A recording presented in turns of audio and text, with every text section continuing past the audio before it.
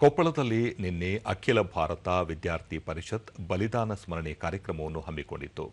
BJP ಕಾರ್ಯಕರ್ತ ಡಾ ಬಸವರಾಜ ಕ್ಯಾವಟರ್, ಕೊಪ್ಪಳ ನಗರ ಮಂಡಲ ಬಿಜೆಪಿ ಅಧ್ಯಕ್ಷ ಮುರುಳಿ, ಗ್ರಾಮೀಣ ಮಂಡಲ ಬಿಜೆಪಿ ಅಧ್ಯಕ್ಷ ವೀರೇಶ್ ಸಜ್ಜನ, ಎಬಿವಿಪಿ ಕಾರ್ಯಕರ್ತ ಅನಿಲ ಕುಲಕರ್ಣಿ, ಯುವ ಬ್ರಿಗೇಡ್ ಪ್ರಮುಖ ಕಿರಣ ರಾಮ್ ಮತ್ತಿತರರು ಎಬಿವಿಪಿ ಕಾರ್ಯಕರ್ತರು ಭಾಗವಹಿಸಿದ್ದರು. ಈ ವೇಳೆ ಹುತಾತ್ಮ ಭಗತ್ ಸಿಂಗ್, ಸುಖದೇವ್ ಹಾಗೂ ರಾಜಗುರು ಅವರ ಭಾವಚಿತ್ರಗಳಿಗೆ ಪುಷ್ಪಾರ್ಚನೆ ಸಲ್ಲಿಸಲಾಯಿತು. ಬಳಿಕ ಎಬಿವಿಪಿ ಕಾರ್ಯಕರ್ತರು ನಗರದ ಬೀದಿಗಳಲ್ಲಿ ಪಂಚಿನ ಮೆರವಣಿಗೆ ಕೈಗೊಂಡು ಹುತಾತ್ಮರ ತ್ಯಾಗ ಬಲಿದಾನಗಳನ್ನು ಸ್ಮರಿಸಿದರು.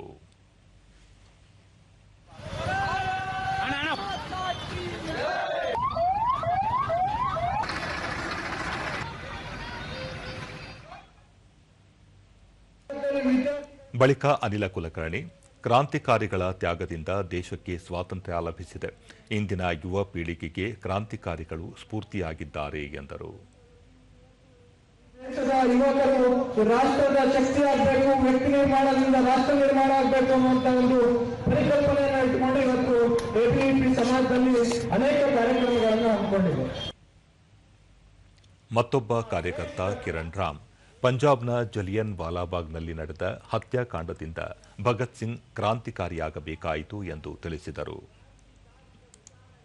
ಕೇಳಿ ಕೇಳಿ ಕೇಳಿ ಗರ್ಭದಲ್ಲಿನ ಶಿಶುವು ಕ್ರಾಂತಿಕಾರಿಯಾಗಿ ಹುಟ್ಟಲಿಕ್ಕೆ ಸಾಧ್ಯ ಆಯಿತು. ಆ ತರದ ಶ್ರೇಷ್ಠ ಸಂತಾನ ಭಗತ್ ಸಿಂಗ್ ಅನ್ನೋದು ನಮ್ಮೆಲ್ಲರಿಗೂ ಗೊತ್ತಿರಬೇಕು.